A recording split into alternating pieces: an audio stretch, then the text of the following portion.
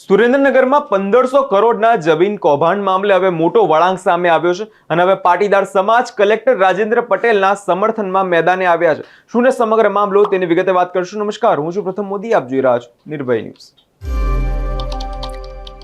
સુરેન્દ્રનગરમાં ઈડી દ્વારા કડક તપાસ ચાલી રહી છે, ત્યારે બીજી તરફ અમદાવાદના માંડળ ખાતે પાટીદાર સમાજ રસ્તા પર ઉતરી સસ્પેન્ડેડ કલેક્ટર રાજેન્દ્ર પટેલને ખુલ્લું સમર્થન કર્યું છે।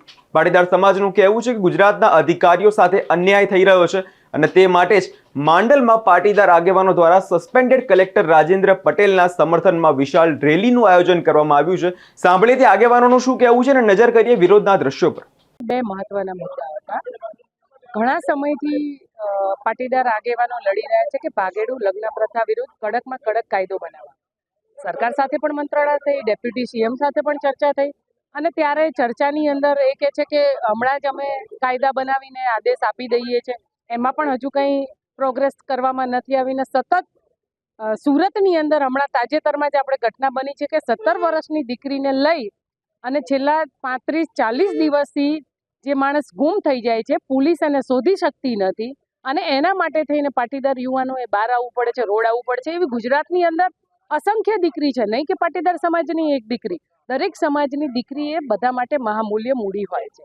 એવી દીકરીઓને જ્યારે આવા અસામાજિક તત્વો લુખાઓ જ્યારે ભગાડીને ભોરવીને લઈ જાય છે, એના વિરુદ્ધની આ લડાઈ છે। એના વિરુદ્ધના મુદ્દા ઉપર આજે પાટીદાર આગેવાનો રોડ પર આવ્યા હતા ને સાથે સાથે વાત બીજી હતી રાજેન્દ્રભાઈ વિશે એટલે ચોક્કસ હું કહેવા માંગીશ, કારણ કે જ્યારે ભાજપ સરકાર જ્યારે ગાંધીનગરની અંદર બેઠી છે તો કયો નેતા ભ્રષ્ટ નથી। અધિકારીઓ ભ્રષ્ટ તો હશે પણ સાથે સાથે નેતાઓ ભ્રષ્ટ છે અને છેક સુધી એમના બધા ઘર સુધી હપ્તાઓ પહોંચે છે। ખરા અર્થમાં જો રાજેશભાઈ ભ્રષ્ટાચારી હોય તો એને સજા મળવી જોઈએ, પણ જાણી જોઈને પાટીદાર સમાજના દીકરા સાથે જો આ અન્યાય કરવામાં આવતો હોય તો આ પાટીદાર સમાજ ક્યારેય સાખી નહીં લે। ને ખાસ કરીને મોટી સંખ્યામાં જ્યારે આજે મહિલાઓ આ રોડ પર ઉતરી છે એના દીકરા માટેની લડાઈ। અત્યાર સુધી અમે દીકરીઓ માટે તો લડીએ છીએ ને લડવાના પણ છીએ, જ્યારે પાટીદાર સમાજના દીકરાઓ સાથે આવા પૂર્વગ્રહ રાખી અને આ દીકરાઓ સાથે જ્યારે એને સજા આપવામાં આવતી હોય તો ચોક્કસ એના માટે અમે બધા લડવા તૈયાર છીએ। હું અત્યારે હાલ પૂરતો અહીંયા ખાલી કાર્યક્રમની રૂપરેખા આપવા માટે આવ્યો છું।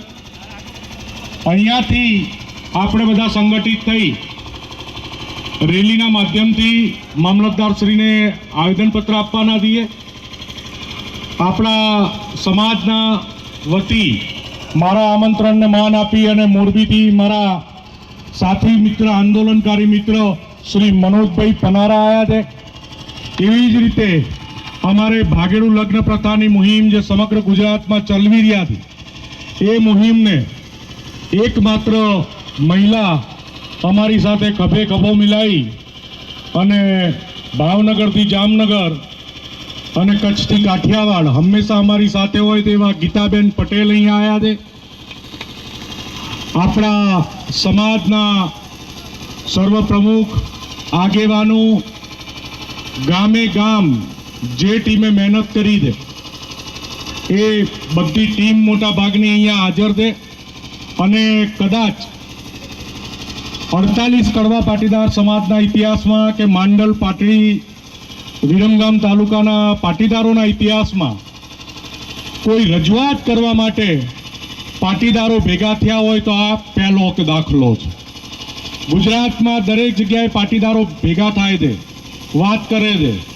હું જોઉં જુનાગઢ તો એમ કહે કે ભાઈ તમારા વિરમગામ માંડલમાં કોઈ દાડો 50 જણે ભેગા નહીં થતા, તમે અહીં આવીને 5000ની સભા કરો। ક્યાંક ક્યાંક આપણામાં કચાશ રહી છે, પણ આજે આપણા બધાનો પાટીદાર દીકરો, મારે ખુલીને જ વાત કરવી છે, છાસ લેવા જેવી દોણી હંતાડવી એ મને આવડતું નથી, પટેલ છું બોલે કડવો છું। આપણો પાટીદારનો દીકરો જ્યારે મહા મહેનતે કલેક્ટર થાય છે, આઈએએસ થાય છે, એ પણ સમાજમાં બહુ મોટો પીડાનો પ્રશ્ન છે અને આજે એ પીડાને લઈ ભાગેડુ દીકરી, કોઈની દીકરી ઘરેથી ના જાય, એ પીડાને લઈ અને સર્વ સમાજના આગેવાનો, ગામે ગામથી યુવાનો, માતાઓ, બહેનો હાજર રહ્યા તો એ સાબિત કરે છે કે સમગ્ર સમાજને જો પાટીદારના દીકરાને તકલીફ પડે કે પાટીદારની દીકરીનું ભવિષ્ય સુરક્ષિત કરવાનું હોય તો સમાજ આ સમાજ પણ ક્યાંય પાછો નથી પડતો એ આજે આપણે સાબિત કરી દીધું છે.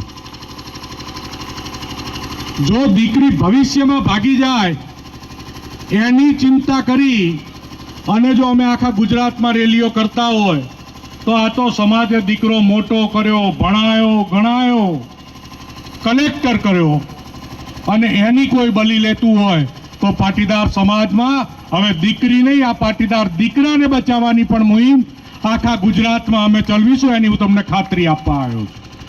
હવે દીકરી અને દીકરો બે બચાવવાના છે. હું વિગતવાર મનોજભાઈ, ગીતાબેન, બીજા આગેવાનો બધાય આપણે મામલતદાર ઓફિસના ગેટે વિગતવાર તમામ વિગતો આપીશું. ગુજરાતમાં થતા ભ્રષ્ટાચારોની વિગત, દૂધના ધોયેલા કોઈ ગાંધીનગરમાં બેઠા નથી. તમે શરૂઆત કરી દે અમારો શર્ટ ખેંચવાની, કપડાં હું મામલતદારના ગેટે કાઢીશ, એ સાંભળી લેજો. એટલે એમને જે આપણો ખાલી બુસ્કોટ ખેંચ્યો એનું લુગડા કાઢી નાખીશ. એટલે એની વિગતવાર માહિતી, કપડાં ઉતારવાનું ચીરહરણ મામલતદાર ઓફિસના ગેટે આપણે કરીશું. પણ ત્યાં સુધી આપણા જ સમાજના આગેવાન આપણને બધા ટૂંકમાં વક્તવ્ય આપી આપણી રેલી 3-3ની લાઇનમાં જઈશું. પાટીદાર સમાજ ખૂબ સંસ્કારી, શિક્ષિત અને ડિસિપ્લિનમાં રહેનારો સમાજ છે, એટલે આપણે 3-3ની લાઇનમાં રેલીમાં જઈશું. રેલીનું પ્રસ્થાનમાં આપણે હંમેશા સ્ત્રી શક્તિ છે અને આપણે તો દીકરીની લડાઈ લડવા નીકળ્યા છીએ, તો સૌથી પહેલી આગળની 3 લાઈનો પહેલા બહેનો ચાલશે અને પાછળ ભાઈઓ ચાલશે.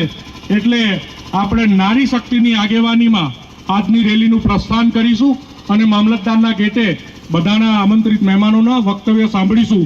તો ત્યાં સુધી હું સમાજના આગેવાનોને કહું છું કે સમાજમાં એક પ્રાણ પુરાય, સમાજના પ્રશ્નો ક્યારે પણ આવે ત્યારે કોઈ રાજકીય વાડામાં આપણે કોઈ વેચ્યા વગર ચૂંટણી હમણાં 3-4 મહિનામાં આવે તાણે લડી લઈશું, જેને જ્યાં મજા આવે ત્યાં, અને એ બધું ચાલતું જ રહેવાનું.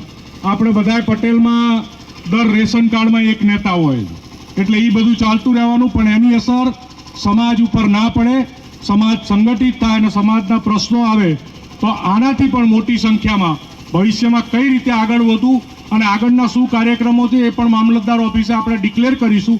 તો ત્યાં સુધી હું આપણા સામાજિક આગેવાનોને વિનંતી કરું છું કે આપણને માર્ગદર્શન આપે, આપણને ઉત્સાહ પૂરો પાડે. ખૂબ ખૂબ આભાર. ભારત માતા કી જય. સરદાર. એને સંભળાવવા માટે તમારે આંદોલન કરવા પડે, કાં રેલી કરવી પડે, આવેદન આપવા પડે અને જરૂર પડે ત્યારે ગમે એવા પગલાં ભરવા પડે. તો આજે આપણા પાટીદાર ભાઈઓને જે તકલીફ થઈ છે, ખાસ કરીને આજે 20-22 વર્ષની દીકરી આપણે કરીએ અને એકાદ નજર મળી જવાથી એ જ્યારે બીજે લગ્ન કરી લેતી હોય માતા પિતાના મરજી વિરુદ્ધ, ત્યારે માતા પિતાને કેટલું દુઃખ થાય એ તો જેના ઉપર વીતી હોય એને જ ખબર પડે. તો આ બાબતે બધા જ સમાજ, કાઠિયાવાડ, દક્ષિણ ગુજરાત હોય, ઉત્તર ગુજરાત હોય, મહેસાણા કે કચ્છ, આ બધા સમાજના આગેવાનોએ એમના ઠરાવો અથવા એમને રેલી કાઢી અને આવેદનપત્રો આપેલા છે કે આમાં કાયદામાં એવો ફેરફાર કરવામાં આવે કે જેથી કરીને માતા પિતાની મંજૂરી લેવામાં આવે. તો આ કાયદા બાબતે આજે આપણે માંડલ મામલતદાર સાહેબને લેખિત રજૂઆત કરવાના છીએ. એ પહેલાં આપણે રેલી સ્વરૂપે અહીંથી સરદાર પટેલની જયઘોષ સાથે અહીંથી આમ જવાના છીએ. તો વાત હતી કે જ્યારે સરકાર બેરી હોય છે ત્યારે એને સંભળાવવા માટે અનેક પગલાં ભરવા પડતા હોય છે. અને આપણે જોઈએ છીએ કે આપણી આજુબાજુના દેશોમાં શ્રીલંકામાં સરકાર પલટી ગઈ, નેપાળમાં સરકાર પલટી ગઈ, અરે બાંગ્લાદેશના વડાપ્રધાનની સરકાર તો પલટી પણ એને ફાંસીની સજા આપી દીધી. આ સિવાય પાકિસ્તાનના પૂર્વ વડાપ્રધાન અત્યારે જેલમાં છે. તો જનતા શું કરી ના શકે એ તમને આજુબાજુ આપણા દેખાય છે. અત્યારે ઈરાનમાં પણ જો કોઈ સમાચાર વાંચતા હશો તો જૈન જીના આંદોલન એવા ચાલે છે કે સરકારો પણ બદલી જશે. તો આ માટે આપણે આપણી રજૂઆત કરવા માટે આપણે મામલતદાર સાહેબને કચેરીએ આવેદનપત્ર આપવા જઈએ છીએ ત્યારે મોટી સંખ્યામાં આપણે હાજર થાય અને જયઘોષ સાથે ત્યાં જવાનું છે અને આ રીતે આપણી રજૂઆત કરવાની છે. આ સિવાય હમણાં બનેલી ઘટના કે આપણા એક પાટીદાર સમાજના અગ્રણી કલેક્ટર ભાઈને એટલી બધી હેરાનગતિ થઈ છે કાયદાકીય તરફથી, તો આ બાબતે એની પણ રજૂઆત કરવાના છીએ કારણ કે એમની કામગીરી તો પાટડી તાલુકાના ગામોને પૂછો. 92-93ની જે કલમ કાઢી છે અને એને કારણે જે ફાયદા થયા છે એ તો પાટડી તાલુકાના ખેડૂતોને ખબર છે. તો આ રીતે આપણી રજૂઆતો ખાસ કરીને માંગણી સાથે આપણે જવાના છીએ. અત્રે ઉપસ્થિત સમાજના આગેવાનો જે સમાજનું સતત હિત ચિંતન કરે છે, હા, તો એવા આગેવાનોનું હું સ્વાગત કરું છું. લિસ્ટની વ્યક્તિગત જે રજૂઆત કરું છું તો એ બધા અહીંયા હાજર થાય.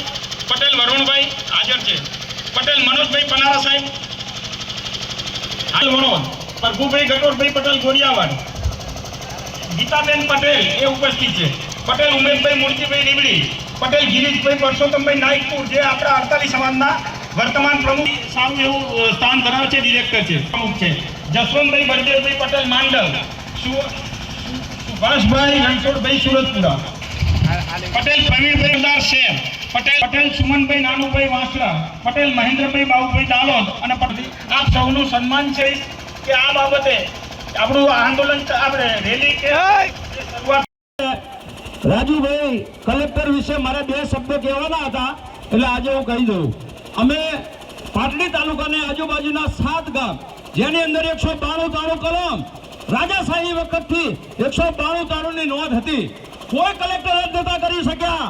યા રાજેશભાઈએ અમને જ્યારે 30 મિનિટ સાંભળ્યા રાજેશભાઈએ, અને અમે અહીંથી 3000 ખેડૂત ગયેલા સુરેન્દ્રનગર, અને સુરેન્દ્રનગર અમારી રજૂઆત હતી ત્યારે એમના ફૈબા અહીંયા જરોલાથી આવ્યા હતા, અને જરોલા કલેક્ટરની પદવી ઉપર બેઠેલા માણસને એમ કીધું, રાજુ ઊભો થા અને રાજુ તારે નીચે આવવું પડશે. તો એને પોતાને અભિમાન નહોતું કલેક્ટરનું, અને એ માણસ નીચે આવી અને અમારી સાથે 30 મિનિટ સુધી ચર્ચા કરી અને એને અમને એવી ખાતરી આપી કે 192 ની નોંધ માટે હું મારું શરીર અને મારી જે કંઈ કાર્યવાહી એ હું કરી લઈશ. અને એ માણસે 30 મિનિટ અમને ફાળવી હતી. હવે એ માણસ કઈ રીતે ભ્રષ્ટાચાર સમજવો, અને ભ્રષ્ટાચાર તો આખા ગુજરાત રાજ્યની અંદર ઘણો ચાલે છે. તો ઈડી ઉતારો આખા ગુજરાત રાજ્યને શા માટે એકને ટાર્ગેટ બનાવવામાં આવ્યો છે? અને અમે આ માધ્યમથી હું આહ્વાન કરવા માંગીએ છીએ કે ખરેખર રાજુભાઈ એ માણસ એવો છે જ નહીં, અને એની ખાતરી અમે ખેડૂત હિતરક્ષક સમિતિ જે બનાવી હતી ને એના વતી અમે આપીએ. વિક્રમભાઈ રબારી આજે અહીં આવવાના હતા પણ મેડિકલ ખામીના હિસાબે ત્યાં અહીં આવી શક્યા નથી. એમને મને વિક્રમભાઈએ કીધું કે તમે અમારા વતી જાહેરાત કરી દેજો ભરતસિંહ, અને ત્યાં જઈને કહી દેજો કે હું આવવાનો નથી, પણ અમે તમારી સાથે છીએ. પાટડી તાલુકાની ખેડૂત હિતરક્ષક સમિતિ આપની સાથે છે અને ન્યાય અમારે અપાવવો જોઈએ. જો રાજુભાઈ અમને ન્યાય અપાવતા હોય તો રાજુભાઈ માટે અમારે શા માટે પાછા પગલાં રાખવા જોઈએ? એટલે ખાસ તો અમે હે ને હિતરક્ષક સમિતિ તમારી સાથે જ છીએ. જય ભારત. CH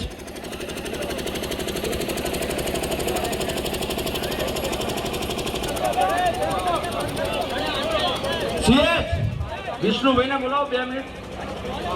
વિષ્ણુભાઈ બનારા.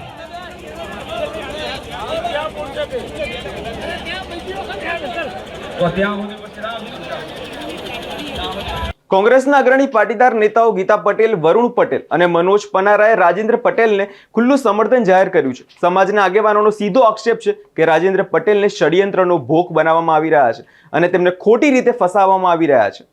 એક બાજુ પાટીદાર સમાજ કલેક્ટરને સમર્થન જાહેર કર્યું છે, પરંતુ બીજી બાજુ તપાસ એજન્સી ઈડી દ્વારા કોર્ટમાં રજૂ કરાયેલી વિગતો ચોંકાવનારી છે. તપાસ દરમિયાન પકડાયેલા અન્ય આરોપીઓ ચંદ્રસિંહ મોરી અને જયરાસિંહ ઝાલાની પૂછપરછમાં આખા ભ્રષ્ટાચારનો જે છે ભાંડો ફૂટ્યો હતો, જેમાં લાંચનો જે 50% હિસ્સો છે તે કલેક્ટર રાજેન્દ્ર પટેલને મળતો હોવાનો દાવો જે થઈ રહ્યો છે. આ વિષયને લઈને તમારો શું અભિપ્રાય છે તે કમેન્ટ કરી જરૂર જણાવજો અને અમારી ચેનલ નિર્ભય ન્યૂઝને લાઇક, શેર અને સબસ્ક્રાઇબ કરવાનું ભૂલશો નહીં.